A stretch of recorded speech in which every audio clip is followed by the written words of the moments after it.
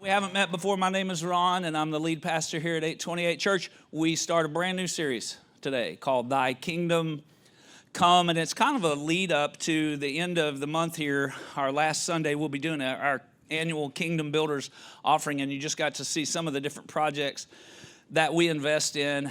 And I'm going to back up, though, for a quick second to that song. My gracious, that's so punchy.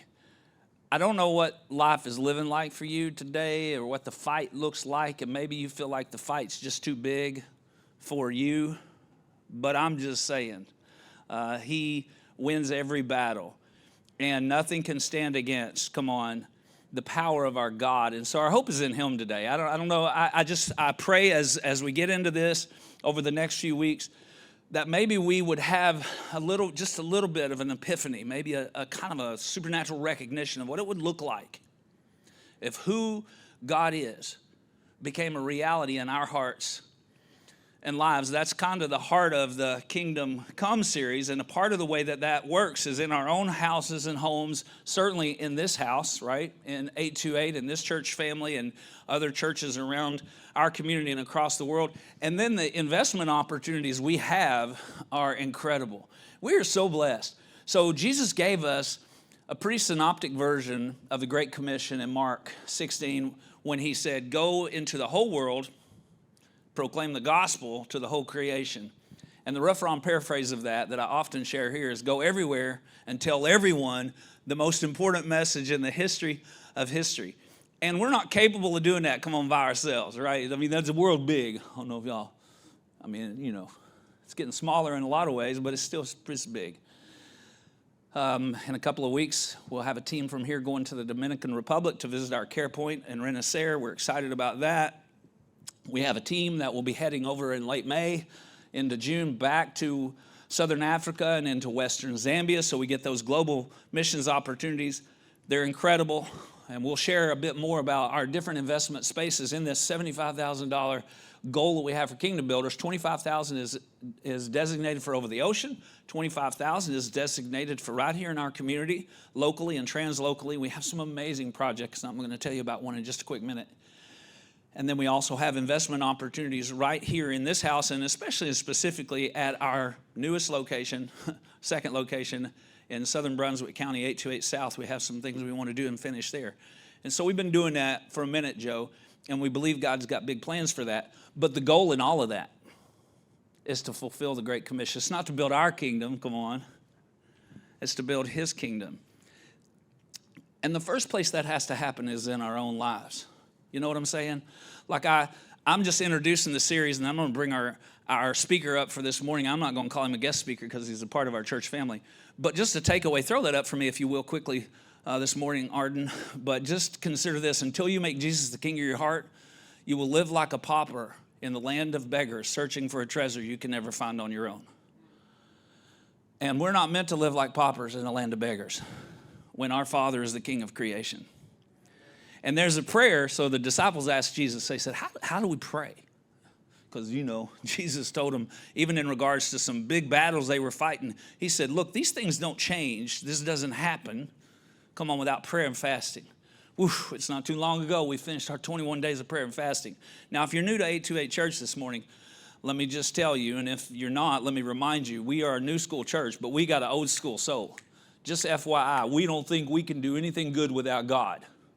If anybody's wondering, we're never going to be good enough at anything to get anything good done without God. I mean that when I say that. So if we're not praying and pushing into who he is, and in some cases even fasting, and in other words, shutting our flesh up a little bit so we can hear from him, it's not going to work. And Jesus sort of laid that out for them. And so they were like, well, how do you pray? And then Jesus gave them what we call in Christendom the Lord's Prayer. Remember that? Now, the Lord's Prayer is funny. Like, you can go Google that, like funny kid versions of the Lord's Prayer. You ever hear any of those? Kids, that's one of those things we teach them, but I don't know. I don't have an explanation of this. It's like we almost can't quote the Lord's Prayer unless we use King James English, right? Are you with me? In fact, very intentionally, the series this morning, and if you could just throw that series graphic up, the series is actually titled, Thy Kingdom Come. And Jacob asked me, he said, should we say, your kingdom come? I said, well, do whatever you think, man. I mean, you know, he's 31. He's got fresh ideas. I'm just an old dude. So I try not to live too much on my creative opinions about things. He said, well, I kind of like the old language for that. And I think that's funny. But did you hear some of these? Have you seen some of these videos? There's one where this kid says, our Father likes art in heaven. Howard be his name. There's a lot of kids that call Jesus Howard because of the Lord's Prayer. They all mix up about it. Hallowed, meaning honored, revered. Come on, believed in. Our Father in heaven, hallowed be your name. Oof. But then the phrase, thy kingdom come, thy will be done on earth as it is in heaven. And if it lived like that, it changes the game. Changes the game in our house, in this world.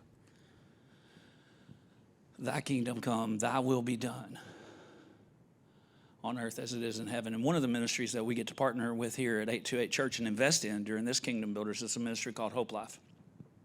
And HopeLife is a ministry in our area that was recently started by Greg and Sandy Kleinfelter. And when I say recently, man, now, I don't know, 3 years ago. And Karen and I, my wife and I, have known Greg and Sandy since 2008. Karen and I went on staff and ultimately became at least the lead teaching pastors of a church in Christiansburg, Virginia, that they had come to be a part of. They've spent the last many, many years working with people coming out of addiction. And we're super excited, too, just to say another one of our local missions partners is Tides. And we just love what God's doing in the lives of people right here in this house and in our community.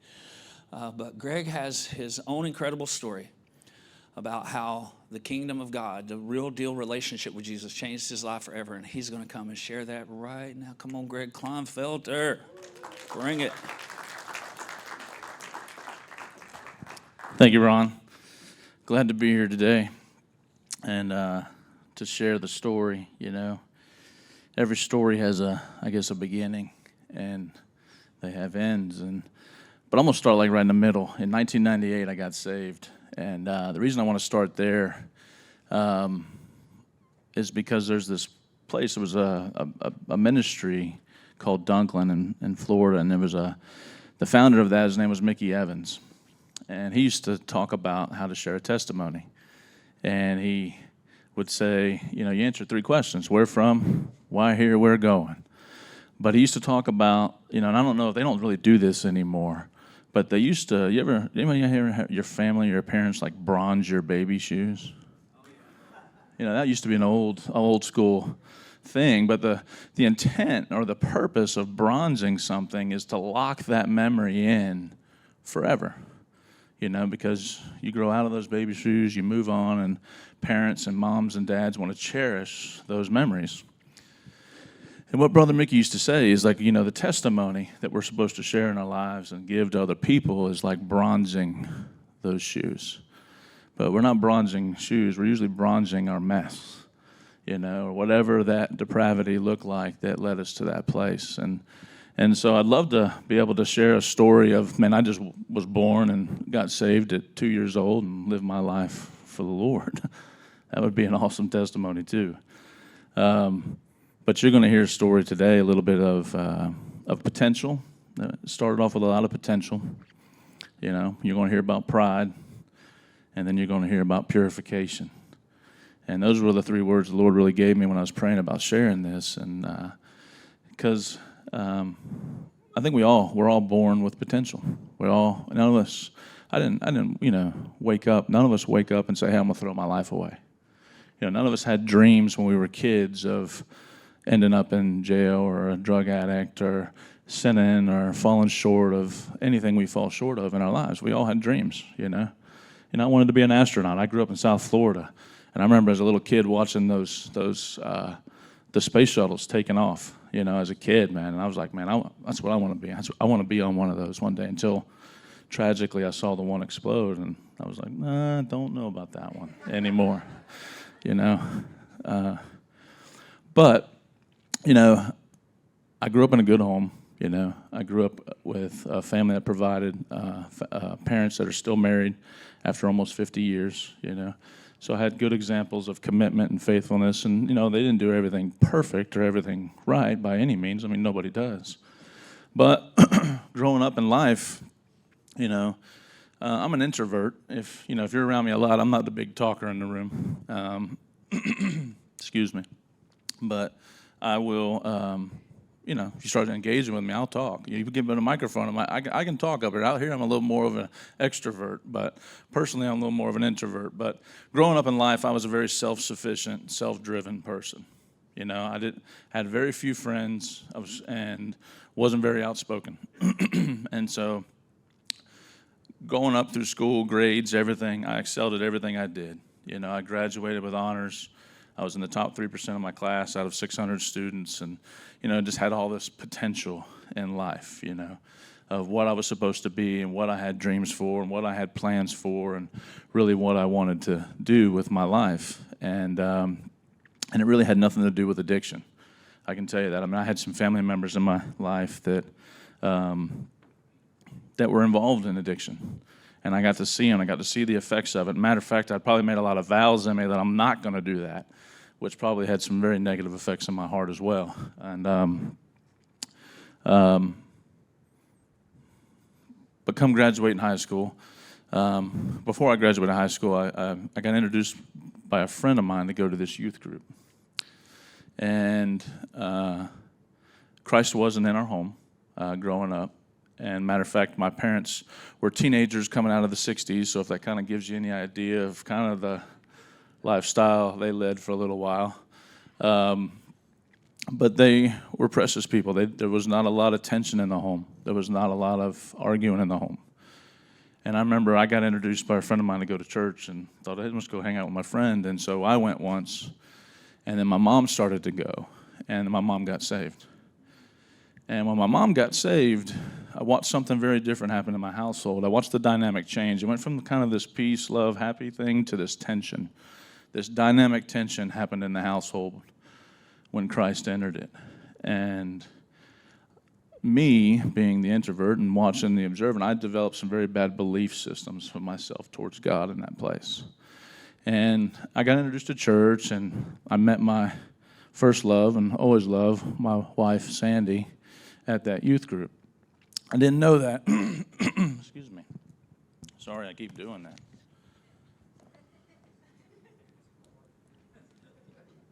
I'm going to drink a gallon of water up here today. So, if I can make it. So, get that little tickle going. I was in this youth group, and I had a prophetic word spoken over. I don't know if anybody's had someone that just in your life speaks some things over you. And this woman was the leader of the youth group. And she began to, I'd only known her for a little while, but she said, I just see you in this place where you're standing. She said, on a stage. She said, it's not like a pastor. It's not like up here on a stage. She's like, it's like this rock stage. It's like this rock formation that you're standing on. She says, and it's in front of a lot of people. And she said, I don't really know what that means for you. She said, but you're going to be a leader at whatever you do. And she spoke that over me. Well, that kind of freaked me out. I'm 15 years old, 16 years old, and I'm still trying to discover a little about who this God is. And at this point, I really hadn't really received him. I'm hearing about him, I'm getting to know him, but I truly hadn't received him. And at this point, I started hearing these things, and I believe that I intellectually received Christ into my life. Like I understood what he stood for. I understood what he did for me, and I could tell other people about it. I could tell you that he was God's son. I could tell you he was the Christ. I could tell you he was my Savior. But in some ways, I didn't really understand what that fully meant, And after that season, I quickly went my other way, In school, I was excelling, but I was dabbling and testing, and everything teenagers, I don't think every teenager, but a lot of teenagers try to find their own way. And I dabbled in some things I shouldn't have dabbled in, and I graduated high school, and again, had all this potential. I had scholarships to anywhere I wanted to go. And I chose to kind of stay home, stay close, stay around my girlfriend. She had another year. And I thought, well, let's just keep us close. We'll plan ahead. Well, in that year, this downward spiral began to happen in my life. I got around some other friends and some other people that were dabbling and doing things that were a little more dangerous than what I felt like I was dabbling in. And so, drinking and smoking marijuana and things like that. But a friend of mine came along and had me try some cocaine. And the other chemicals I was using in my life were these places where I kind of felt like it just anesthetized me. But when I tried cocaine, it was like this thing that launched me in my mind and my heart. And in a lot of ways, it's one of the most dangerous chemicals I think that can be created. And it gave me this false sense of security. It gave me and I remember thinking in my head, where have you been all my life? And that shouldn't be what I should be saying about cocaine. I should have been saying that about the Lord. But there was a place and you don't realize the voids and the things that are in your heart growing up until they start to expose themselves. And in this moment, in this place of potential, pride started to kick in. I feel like I can handle this. I can do this. And the next 4 years of my life were this huge downward spiral. Well, Sandy and I got close together, and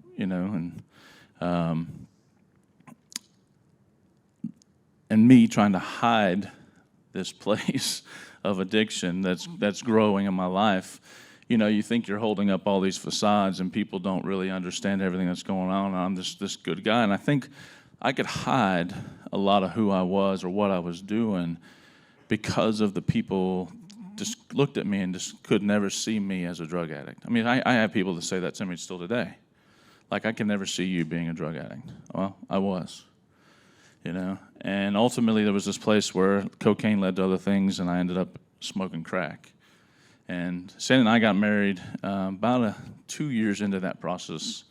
And so we were married for a year and a half before I ever went to Dunklin. But that road to Dunklin was a dark one, and Ron's talking up here today about thy kingdom come. And I think a big part of this, for me, is I don't want this to be this big kind of drunk-a-log or glorifying this place in my past. But I think a picture has to get painted of what my kingdom looked like before I can really appreciate his kingdom coming. And where I'm fixing to take you on a journey is not a pretty place, My darkest hour, my darkest night, if I can get through this without crying, it's going to be amazing. I'm already there. But, I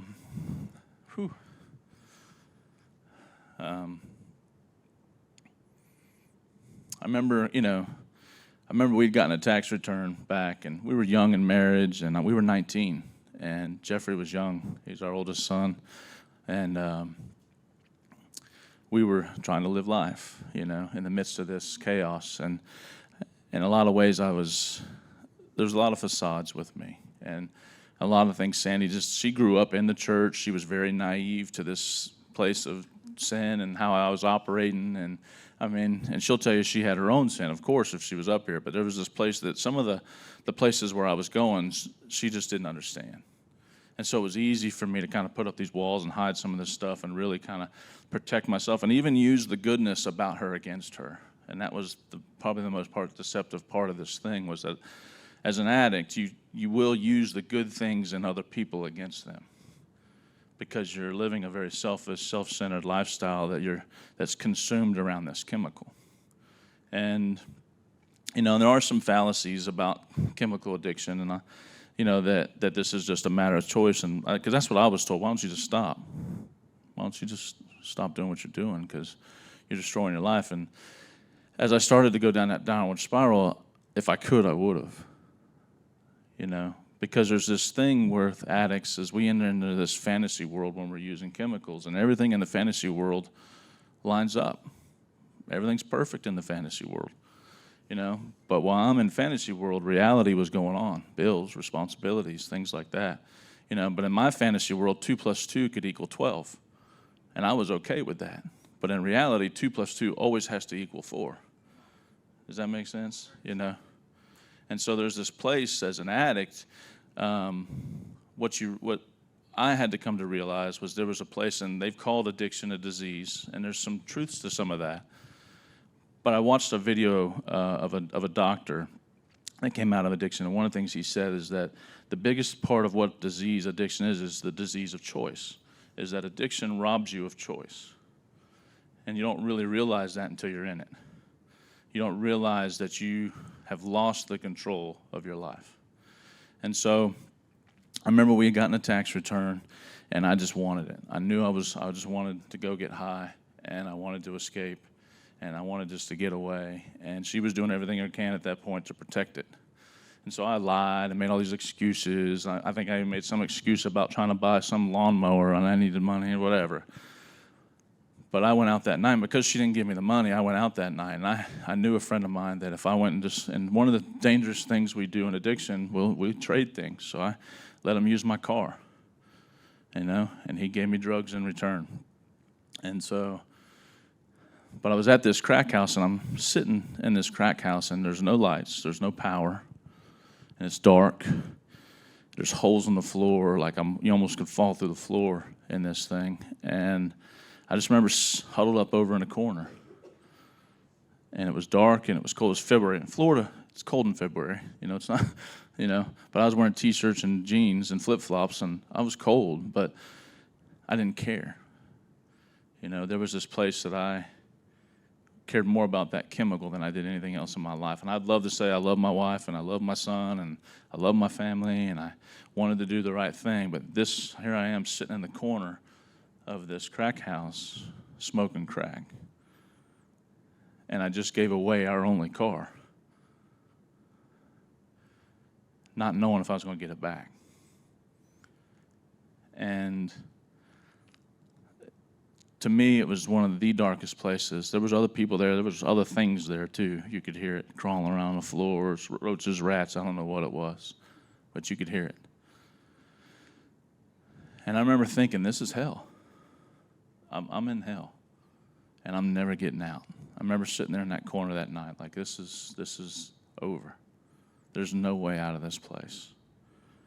And I remember just that hopelessness that night sitting in that corner, that I'll never, with all the potential and all the intelligence and smarts that I thought I had up here, couldn't get me out of the corner of that place. And it scared me. It scared me bad. And back in that time, we didn't have cell phones. And so I remember I came to the end of it that night. And what I didn't know was we had a sheriff friend of ours that was on the beat that night. My car made it home before I did, because he found the car, saw it, and got it escorted back home. So they already knew, that I was screwing up. And so I didn't, and back then it was payphones. I had pagers and payphones back then. I know it's hard to believe there wasn't a cell phone back then, but I'm that old. But, and I knew she wasn't going to answer me. She couldn't come get me. And so I remember I just called my mom, and I said, this is where I'm at. I just need someone to come pick me up. And she came and picked me up that morning, and she brought me home that night, and she basically told me that, I'm sorry. I need a tissue, sorry. But it'll help me. Thank you. And I remember my mom telling me, she's like, you've done some damage tonight. Sandy doesn't want you back home. And so I remember the next day waking up, just trying to come out of this fog and come into this place of, all right, what am I going to do? What am I going to lie? What's my next way to get this thing back in order? How am I going to get her back on my side? And I just started to scheme. The scheme started back again immediately, forgetting about the hell I was just in. And I remember my mom telling me, well, Sandy just needs you to go by the house. And so I did. I went by her house, and when I got there, everything was moved out. And what was in the garage, when I lifted the garage, I had 2 bags of clothes, 2 fishing poles, and a tackle box.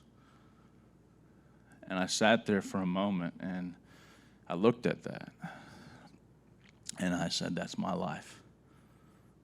That's the best of what I could do with my kingdom, was 2 bags of clothes, 2 fishing poles, And there was this place of hopelessness in my life of, this is never going to end. You know, and one of the most dangerous things for an addict is when the gig's up. When everyone knows what's going on and everyone starts closing in, that's when the gig is up, you know. And so my world, my kingdom began to crumble. And as much as I was watching it crumble, I was wanting to put it back together. I was just trying to think of any lie, any scheme, any way I could try to do it. And in that place of just hopelessness, all I could think about, believe it or not, is I wanted to go get high. I just want to escape.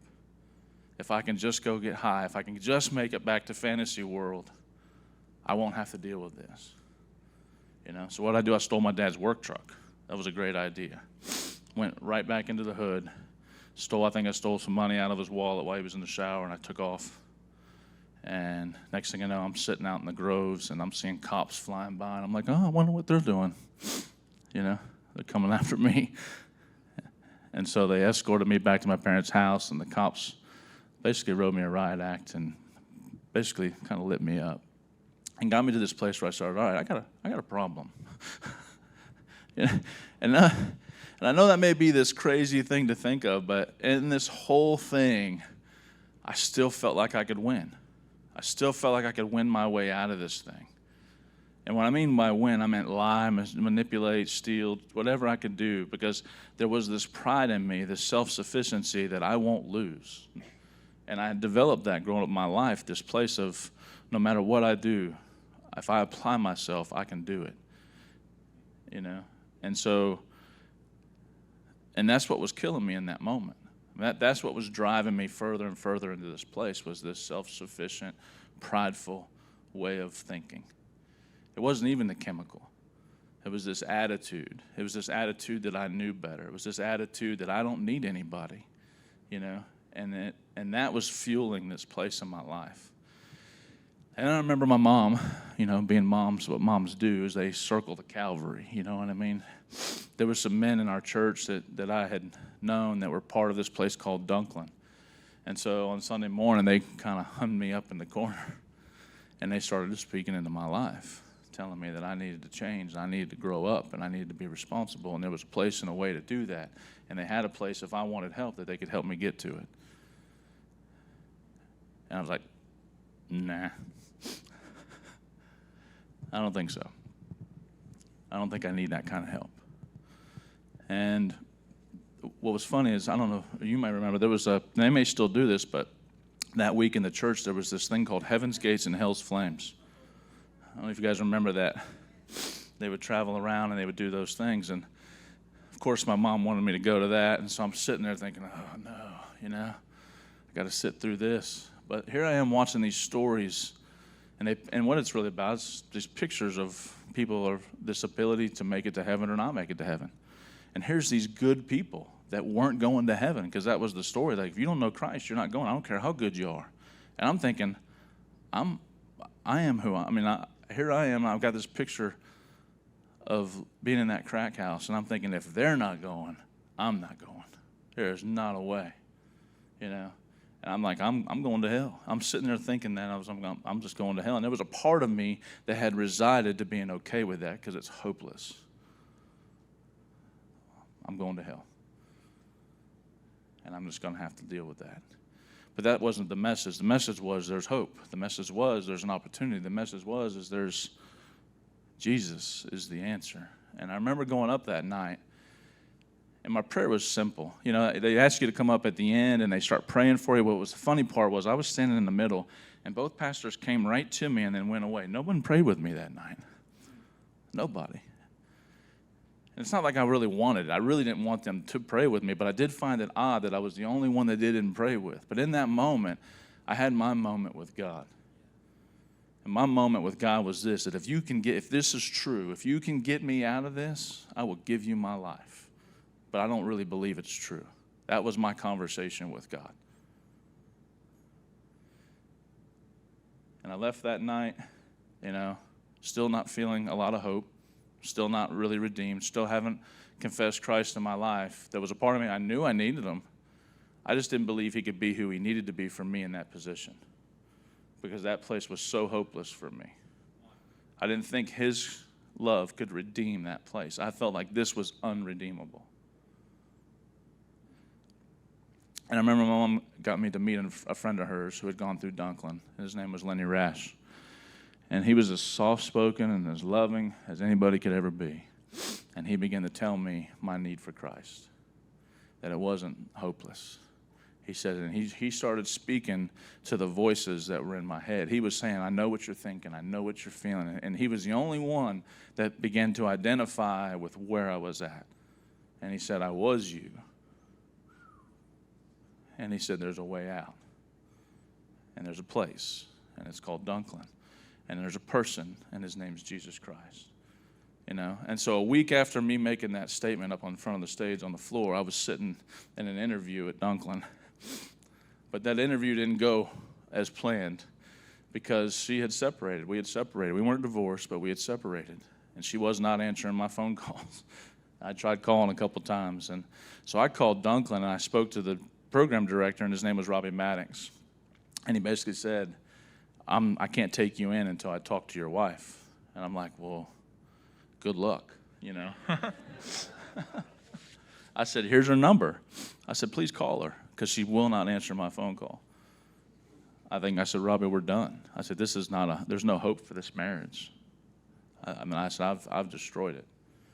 And I said, she's making plans. You know, I'm sure. I said, she's moved out. She's with her family. I said, this is over. And so he called her, and he got her to come to the interview. And so her and my mom drove me to the interview, and we're sitting through this interview, and Robbie, I mean, he's lighting me up. You know, he's letting me know how selfish I am, and kind of that place of, and I mean in a good way of lighting up when I said, I mean, I needed some heat underneath me a little bit to stoke this fire to do the right thing, you know. And I remember when we got done with that interview, they were accepting me into the program, and I remember we were going over to the dorms, and I was unloading my stuff, and they basically said, hey, go say your goodbyes, you know. And in that process, she had committed. They have family recovery classes. She had committed to coming to the marriage classes. And I thought, wow, okay, thank you, you know. But then as she was hugging me that day, she whispered in my ear, she said, I got you in. And what I realized in that moment was that was her last act of love for me, that this was over. She only came to get me in the program. She wasn't coming back. And it hit me that day that even when I couldn't love myself, she was loving me still in a way that I needed to be loved. Thank you. And you know there's always a but God in every story. And but God, and in light of that place, God launched me into this journey of me being able to discover who he is. And what Dunklin does, or what these regeneration programs do, the first thing they do is they give you an older brother, and he kind of shows you the ropes, and then they assign you what they call a quiet time partner. And what this quiet time partner does is every morning in the regeneration ministry, we do quiet time. We take 30 to 45 minutes, and you have a devotional time. Well, at Dunklin, they teach you how to do a prayer journal and how to have a conversation with God. And they began to show me scriptures in like John 10 where it says, my sheep listen to my voice, and I know them, and they follow me. And I give them eternal life, and they will never perish, and no one will snatch them out of my hand.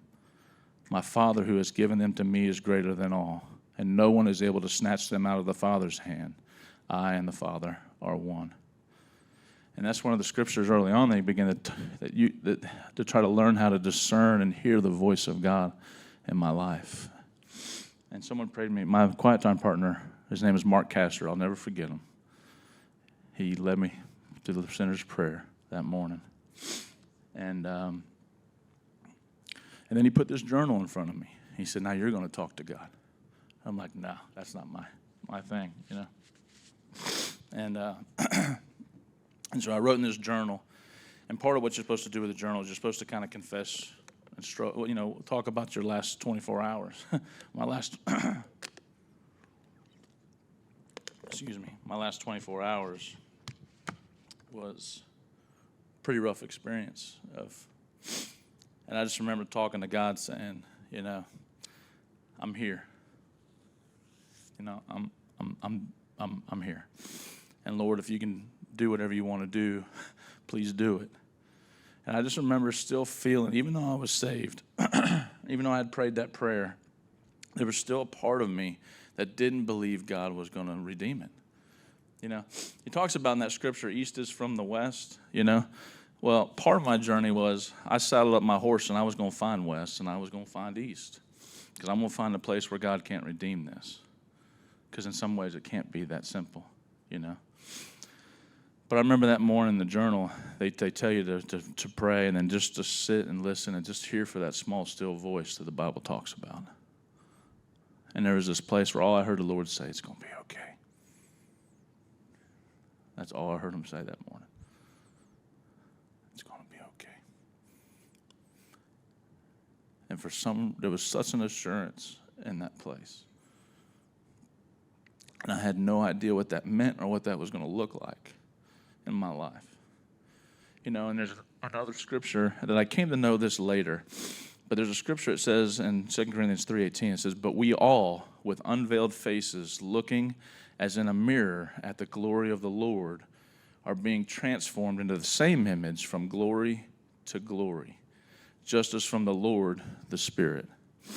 And what God was speaking to me that morning was his glory. And what I didn't understand, and I didn't understand that word at that time, but I've come to understand that word. And that word glory means God's thoughts and opinions and recognitions. And what he was speaking to me that morning was his thoughts and opinions and recognitions of how he saw my situation, not how I saw it. And I didn't understand it. I didn't almost fully believe it. But when I could start to receive that word in my heart that it's going to be okay, then I could begin to walk in it. And that's when transformation began to happen. And I did this journaling and I walked a couple weeks, did a couple weeks of the program, and then Sandy came out one weekend. This is about 3 or 4 weeks. She was supposed to come back the next weekend. She didn't, which I didn't think she was going to, but she came out, and Jeffrey was 2. She gets out of the car. She goes, here's your son. He's been asking for you. Go play with him. I'm like, okay, yes, I can do that, you know. And so I did. I got to play with him. Well, while she's sitting over in the car trying to hide, Robbie Maddox saw her and rolled up and said, hey, remember what you promised me? Remember your word you gave me. I took your word, and that's why I'm working with your husband. And he held her to her word. And so he invited her to stay. They had hotels on the property. She stayed that night. And they have marriage classes, counseling classes in the morning. And we get in class, and part of the family recovery class is they've got this thing called the bottle family. And basically, it's a bunch of bottles of old liquor bottles, beer bottles that have all done up in different faces and things like that. And it basically paints this picture of this dysfunctional family, you know. And they have the wife bottle that they're going around, because the family recovery class is really more for the wife, because the guy's getting all the help during the week. This is her opportunity to get help. Well, she's new. They must have told her, hey, take your shot while you can, because you're not going to get one after this. And when she sat in that class, they put that bottle of the woman in front of her, and they got this heart that's in front of her, on this hanging on the heart, and it's bitterness and anger and frustration and hatred. And she began to weep, because it was a painted picture that was in her heart towards me. And they began to speak to her and encourage her that this isn't just for me, it was for her, and that she needed healing, that I had done damage in her heart, and she needed help. And she hadn't seen that until that moment. And I remember what they do there is they get you knee to knee and eye to eye. They put 2 chairs out in front, and you literally are sitting knee to knee, and you're looking eye to eye. And she starts to have to apologize to me for the bitterness and the unforgiveness and the hatred in her heart for what I've done. And it broke me. And I remember thinking, no, this is not what needs to be happening. You know, this is my shot to reach into her heart and say, no, I'm sorry. I'm the one. Please forgive me. I put that there. And the lesson that day was forgiveness, which is smack dab in the middle of the book, but it was God divine, and God used it. And God redeemed our marriage that day. That day, he put us back together. And to make a long story short, because this is just a small glimpse, but that was my darkest time of which God brought me out of. And what he did with that is we graduated the program, and then I left for about 10 months, and we tried to live life together, but yet it wasn't fulfilling, like there was more.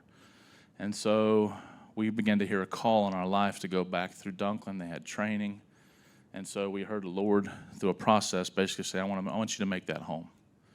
And so we did. We went and lived at Dunklin for 10 years. We just committed to go back and go to training. We didn't know we were committing to 10 years, but that's what God does. And through that process of what God did was, even though the addiction was gone, even though using and escaping was gone, that self-sufficiency and that potential thing in me was still there. And that thing had to die in that season of learning how to serve and how to follow and how to lead. And there was a place 10 years later, Robbie Maddox, who was the guy that did our interview, had started a program in Virginia. And we had become really good friends with them, living at Dunklin. And we heard a call to go help them, support them in that ministry. And so we moved to Virginia. Now, this Florida boy had never seen snow. And so that was a move. Trust me, that was faith, you know. And so we did, and it was a great, great season of our lives, and we were there for 11 years. And but God turned the page, you know, and it wasn't a very expected turn, but he turned it. And I remember the morning he was turning it, I was laying in bed because I was a little nervous and a little anxiety about the meeting we were going to be having that day. And I don't know if you ever have those types of mornings where you're laying there thinking, arguing with God about your day before your day begins. And laying there, this name pops in my head, Ron Bernard. And I thought, like I haven't talked to Ron in 5 years. So Sandy wakes up and I said, what does the name Ron Bernard mean to you? Nothing.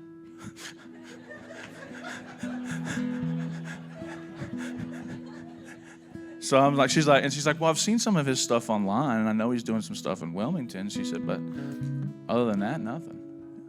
So I'm thinking, well, maybe, I don't know, maybe it's just weird thinking about Ron Bernard at 3 a.m. in the morning.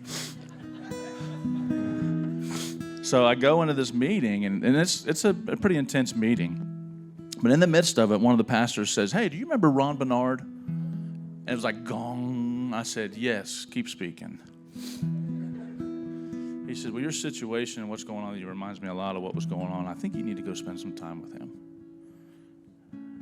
I was like, all right. And I remember calling him and explaining what was going on. He said, man, come on down. We'll love on you. Well, then Florence hit. Boom.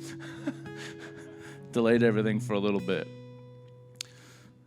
But then we came down and visited and got to see Wilmington and see the church and really began to pray and really felt like this is where God wanted us. And we didn't really know we were going to be starting HopeLife. We really felt like maybe we were going to be part of the church. We didn't know what God was really calling us to. As a matter of fact, I thought maybe that season was over.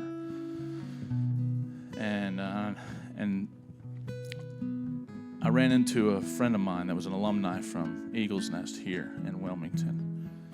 And we got together and had some coffee. And he said, man, I'm struggling. I said, well, what are you struggling with? He said, I really loved the family and everything I got out of that ministry.